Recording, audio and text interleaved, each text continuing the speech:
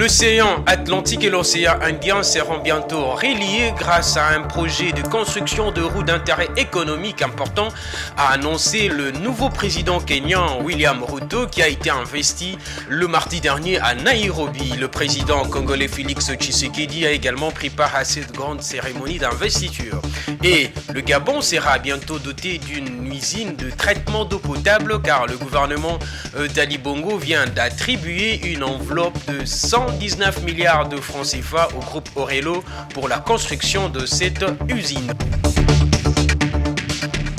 Mesdames et messieurs, bienvenue à ces journaux de l'économie et merci d'avoir choisi Géopolis TV de vous informer.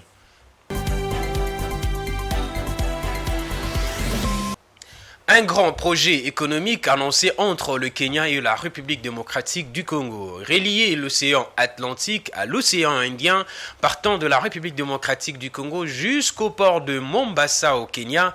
Voilà l'ambition du nouveau président du Kenya, William Ruto.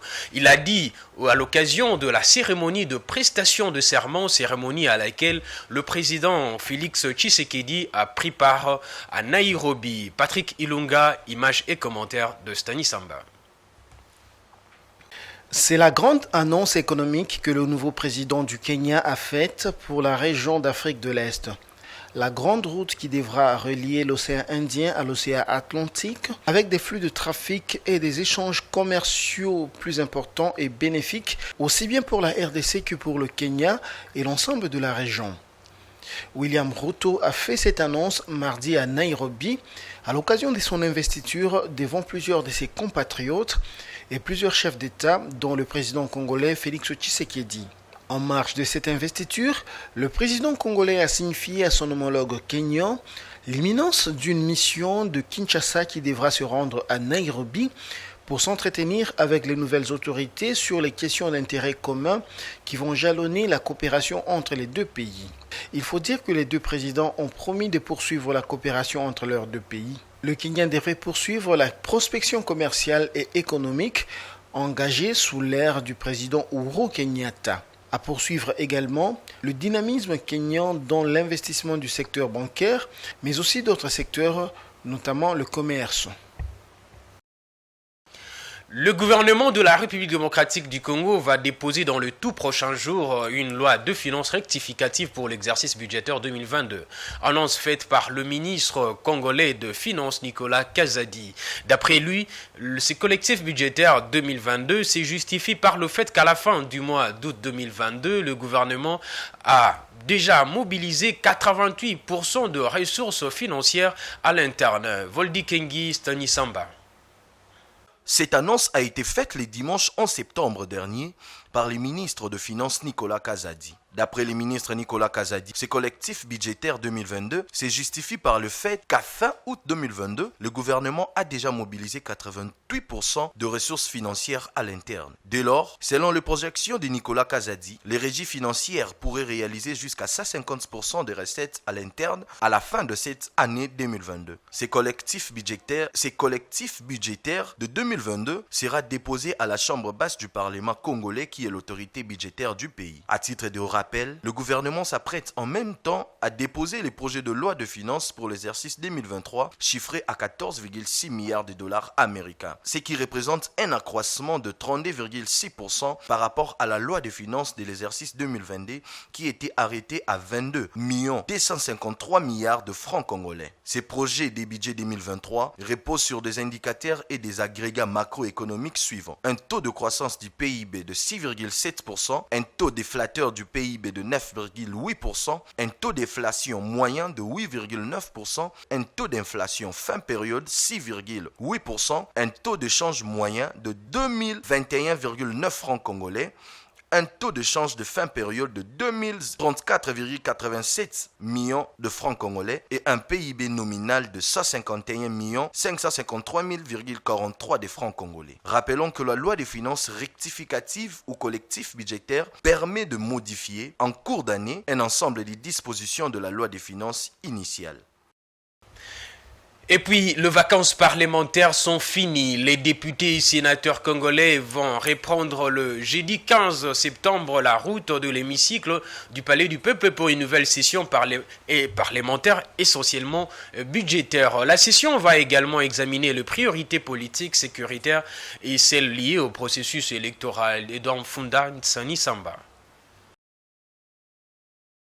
Ils sont attendus ce 15 septembre au Parlement. Après les vacances parlementaires, les députés et sénateurs reviennent à l'hémicycle pour la poursuite de la mission traditionnelle leur confiée par le peuple. La session étant essentiellement budgétaire, il sera question pour les élus de procéder, tant à travers les commissions concernées qu'en plénière, à l'évaluation sans complaisance de la mise en œuvre effective de toutes les recommandations par les membres du gouvernement, les régies financières et les structures étatiques concernées. L'ajustement des bases économiques pour la prospérité du pays et le bien-être social de la population est le souhait le plus ardent des milliers de Congolais qui, depuis toujours, vivent la misère. Outre les activités budgétaires qui attendent ces élus, plusieurs autres priorités seront mises en liesse, question de ne pas laisser sombrer d'autres secteurs de la vie. Parmi ces priorités figurent celles liées à la sécurité interne du pays, notamment les méthodes pour la reprise de Bunagana, qui depuis 3 mois se trouve occupée par les groupes rebelles du M23, mais aussi le processus électoral en cours pour les élections qui pointent à l'horizon. Respect environnemental et respect de la responsabilité sociétale des entreprises minières. Tels sont les points qui ont été au cœur des discussions entre les autorités congolaises et un émissaire du président américain Joe Biden. Selon Amos Hochstein, coordonnateur spécial du président Biden en charge du Partenariat mondial pour les infrastructures et les investissements, les États-Unis d'Amérique réitèrent leur engagement d'accompagner Kinshasa dans le processus visant à améliorer la transparence dans le secteur minier. Dieudonné Bonali, Instani Samba. Les États-Unis soutiennent les efforts du gouvernement congolais visant à améliorer la transparence et la bonne gouvernance du secteur minier en République démocratique du Congo. Les questions relatives à la coopération bilatérale entre les États-Unis d'Amérique et la République démocratique du Congo dans les domaines des investissements et de sécurité ont été examinées au cours de l'audience que le président Félix Tshisekedi a accordée à la Cité de l'Union africaine. Amos Hochstein, coordonnateur spécial à la Maison-Blanche pour les partenariats aux infrastructures et investissements globaux. Hochstein, qui était porteur d'un message du président Joe Biden à son homologue congolais, a déclaré à la presse qu'il a échangé avec les chefs de l'État sur la coopération dans les domaines des investissements et de sécurité, en vue d'attirer beaucoup plus d'investisseurs américains en République démocratique du Congo pour les bénéfices de la population congolaise. Place à présent à la page internationale.